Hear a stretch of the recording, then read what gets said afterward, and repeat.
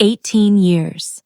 That's how long I spent building his empire, one blueprint at a time, one sleepless night after another. And how did it end? With him smirking across the desk, telling me 3 junior engineers could replace me for the same salary.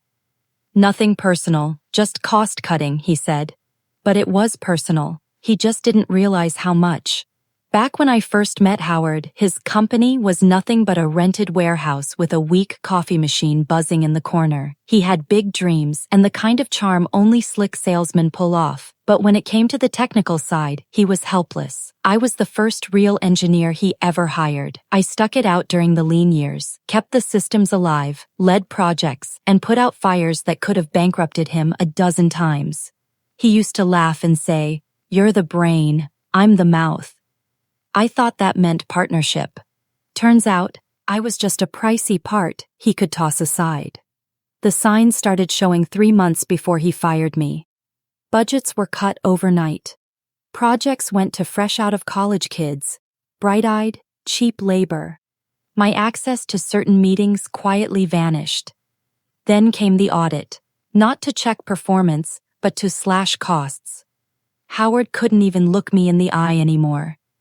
That's when I knew the knife was already halfway in. The meeting itself lasted 6 minutes. My severance paperwork was printed and waiting before I even sat down.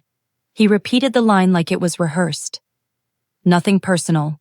You've done great work, but we have to think about the bottom line."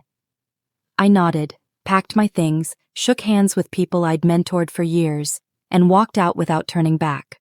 But leaving didn't mean letting go. That's when something in my head flipped. Howard thought he'd stripped me of my power by taking my job. But the truth? He'd handed me a weapon.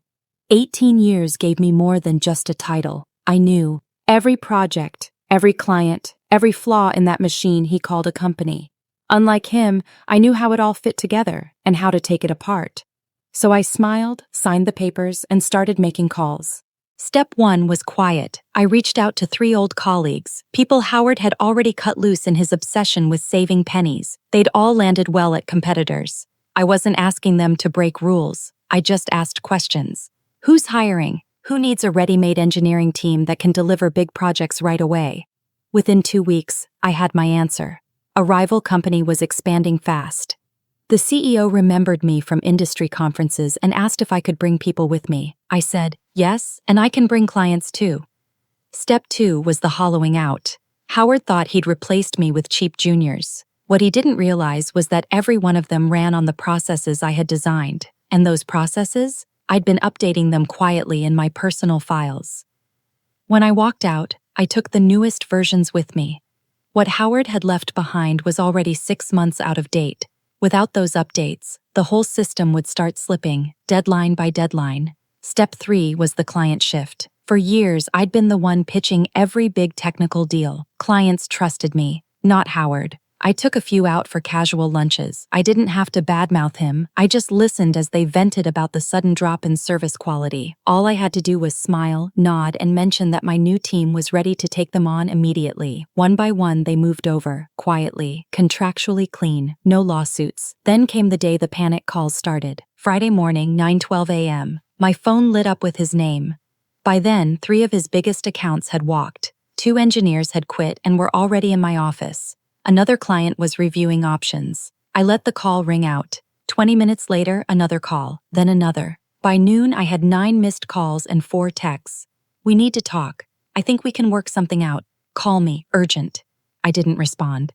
By Monday, I finally answered. His voice was sharp and cracking at the edges. "You're stealing my clients." "No," I said calmly. "Your clients are choosing real service over cut-rate replacements." He sputtered. "You think you can just—" "I don't think, Howard. I know. You fired the one person who actually understood how this company works. You made it personal the moment you made me disposable." He scrambled, trying to dangle some kind of consulting role like a life raft. I cut him off. "You can't afford me," I said, and hung up. After that came the collapse. Over the next month, I watched from a distance as the whole machine started breaking down. Missed deadlines, angry customers, staff walking out in waves. The juniors were good kids, but without real leadership, they were drowning. Howard, ever the salesman, tried plugging the holes himself, but the market noticed. By the end of the quarter, the company had bled nearly 40% of its revenue. Some people think revenge comes from rage.